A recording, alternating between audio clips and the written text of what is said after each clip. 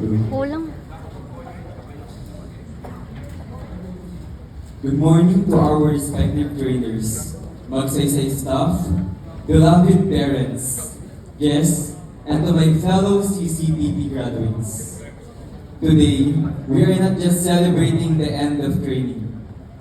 Today, we are celebrating discipline that built us, time management that shaped us, and gratitude that will carry us to the cruise ships of the world.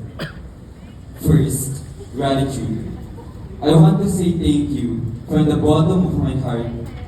Thank you to the head of CCPP, Sir Marvin Lingan.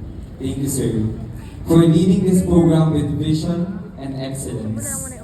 Sir, you did not just train us, you encouraged us deeply. Thank you to Sir Rafi. You believe in us even on the days we did not believe in ourselves. Thank you to our instructors for your patience when we were slow, for your guidance when we were lost, for shouting at us not because you were mad, but because you wanted us to be ready. You shape us into professionals. Thank you to Ma'am Aimee and Sir Aldrian, our MTC coordinators.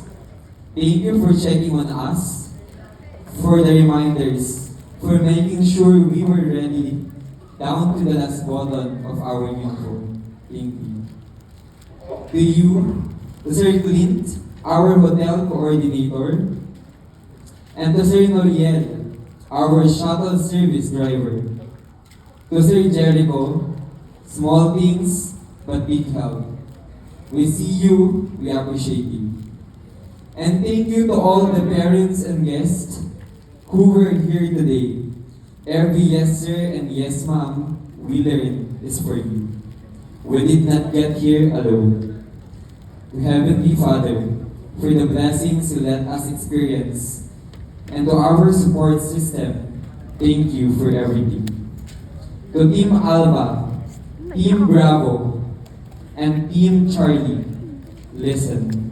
20 days ago, we were 3 separate kids, strangers, but look at us now. We became one family. We overthink in training. We laugh in the cabins.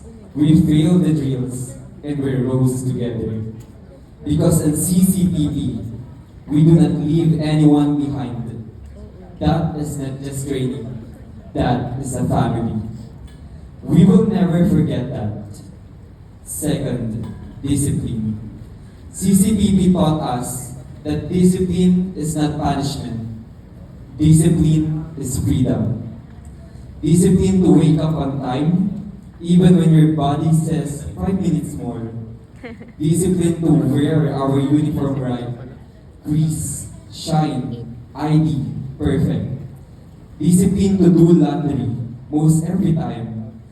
Because on board, no mama to wash your clothes. Discipline to say yes sir, yes ma'am.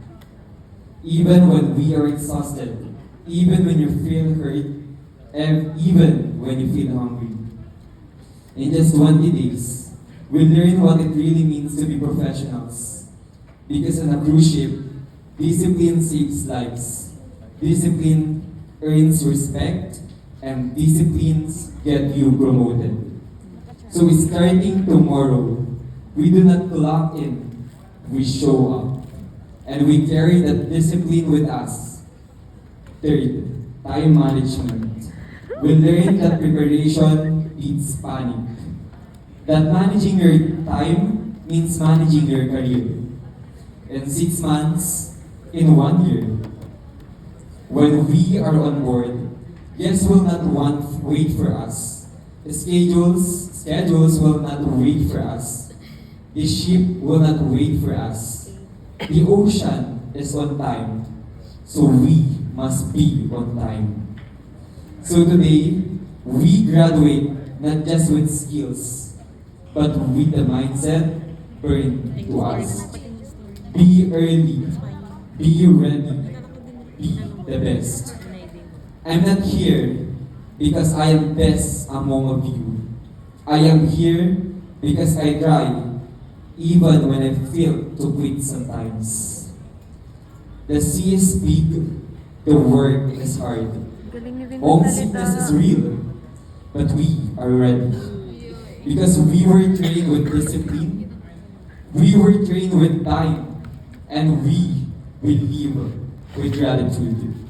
As the team leader of Team Bravo, I am proud. Proud of Bravo, proud of Alpha, proud of Charlie. Some of us will be in F&B, some in housekeeping, some in guest service or even receptionist. But it doesn't matter what department, because wherever we are assigned, the name on our chest is the same, Magsaysay. And the name on our heart is the same, CCPP. So let us go on board and make the Philippines proud. Let us go and make Magsaysay proud. Let us go and make our family and ourselves proud. Let us make the world remember that when they see a Filipino crew, they see excellence. Let's remember, we are CCPP. We are Magsaysay. We are world class. Once again, I am Vin Razel B. De Vera, team leader of Team Bravo. Thank you and congratulations to our batch.